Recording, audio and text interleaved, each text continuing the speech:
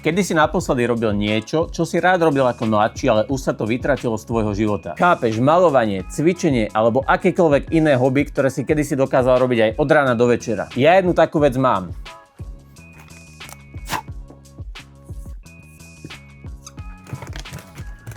Skateboarding. Keď som bol mladší, a to bolo už hodne dávno, mal som asi 15, 16, 17 rokov, tak som skateboarding absolútne miloval. Jazdili sme od rána do večera, hneď po škole, zobrať dosku, utekať do parku, učiť sa rôzne triky, ich mená si už ani nepamätám, pamätám si iba Olíčko. Mali sme vzory, ako bol Tony Hawk, ako bol Rodney Mullen, mysleli sme si, že budeme jazdiť celý život a že budeme ako oni. No a zrazu z ničoho nič, takmer zo dňa na deň sa skateboarding absolútne vytratil z môjho života a už som na doske nestal minimálne 15 rokov. Dnes, po tak dlhej dobe, to idem znovu skúsiť a zistiť, či ešte dokážem spraviť aspoň to Olíčko. Už potrebujeme len dosku, snáď ju nájdem. A tu ju máme. Počkaj, toto sa vyjde tiež. Trochu ju vylepšíme, aby som vedel, kadiaľ mám ísť.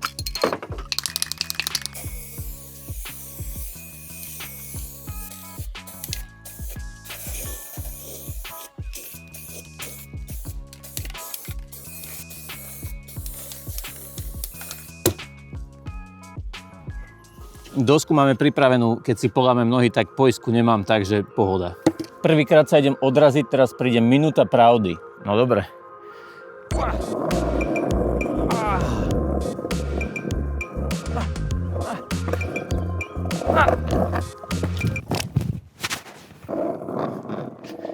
OK, asi už to nie je také jednoduché, ako som si myslel. Toto bude asi zajtra boleť, ale stáva sa. Jazdenie mi zatiaľ moc nejde, ale to sa poddá. Skúsim Olíčko. Neskúšal som Olíčko 100 rokov, takže toto bude absolútne prvý autentický pokus. Viem, ako sa to robí. Musíš dupnúť, aby ti skate vyskočil, potiahnuť to nohou, aby si sa dostal nad zem.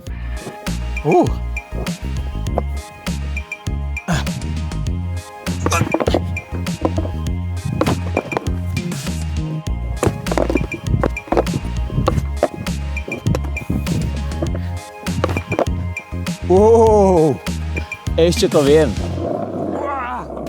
Nie.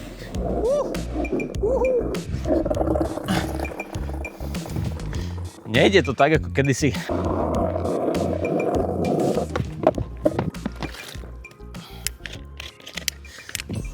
Aby ste nepovedali, že sa toho bojím, tak skúsim preskočiť aspoň fľašu, ale nie nastoja, toto by som sa zabil. Aspoň na ležato. Stoj.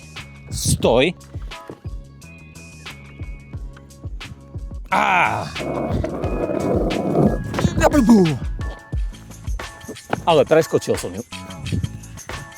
Toto bude ťažké.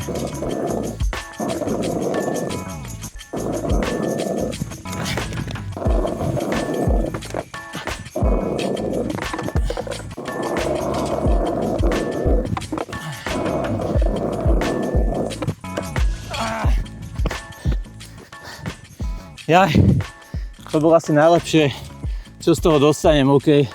Už nemám 16 ani 17. Aspoň, že som sa na tom udržal. A nejaké toličko tam padlo také krplavé. Pardon, to som nechcel povedať. Ale keď potrenujem, tak tú fľašu preskočím.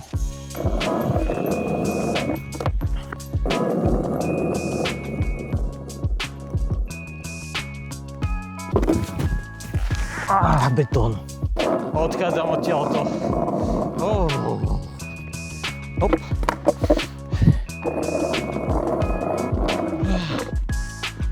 Ja som na vás skoro zabudol, ty kokos, ideme domov, mám toho dosť. Kedy si ty naposledy robil niečo, na čo si dlhú dobu nemal čas, alebo na čo si zabudol? Napíš mi dolu do komentára. Ja som si to strašne užil po tých rokoch, aj keď mi to nešlo. Každopádne určite sa k tomu ešte vrátim. Po ceste domov idem radšej pešo, aby som sa neprizabil. No a očividne státie na doske stále milujem, pretože stará láska nehrdzavie. Aby sa nezabudlo, že som tu bol, tak tu nechám poznávacie znamenie.